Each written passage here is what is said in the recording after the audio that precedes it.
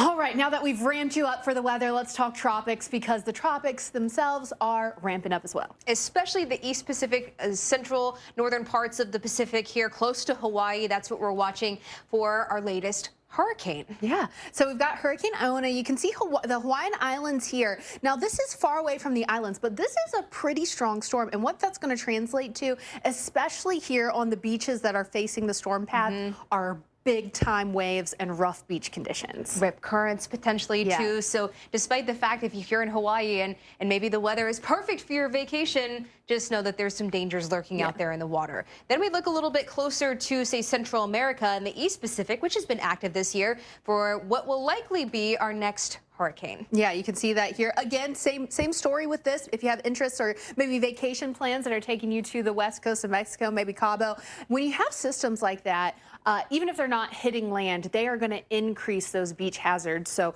rip currents, you want to swim safely. If you're not a strong swimmer, you don't want to be swimming in those waves. It's been really active in the East Pacific so far this season. These are all the names we've been through already. Next name on the list is Gil, which will likely be used this week. Then we jump to the Atlantic Basin, where we haven't had too many named storms, but this is the time of year that we really start to see activity pick up. The door is open everywhere for that activity through August.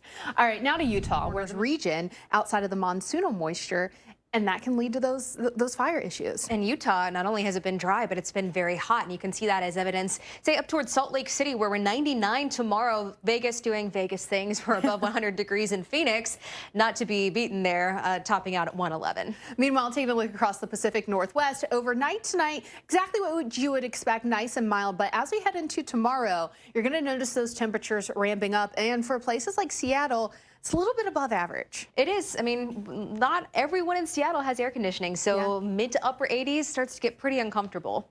We'll watch the storms yet again are filling in for places like Minneapolis, and some of those storms could be a bit strong as they're heading through tonight, so make sure you have some way to get those alerts. Tomorrow, not as much storm coverage there for the northern plains over into the upper Midwest. We jump down into Texas, very warm through the overnight hours, only dropping into the 70s for so many of us, and we're right back. You know, if you're not in the triple digits, you're going to be close. I mean, it's not going to feel too much different than, say, 99 and 101. And, of course, any of that humidity just makes it feel even hotter. Now, we are going to get a nice little reprieve here across the Great Lakes region with some cooler air building in. Eventually, you can see it starting in Marquette, Minneapolis, Chicago, Des Moines, still hot tomorrow. It's going to take the better part of this week to get the cold front. It's a true cold front to sweep all the way down in the southeast.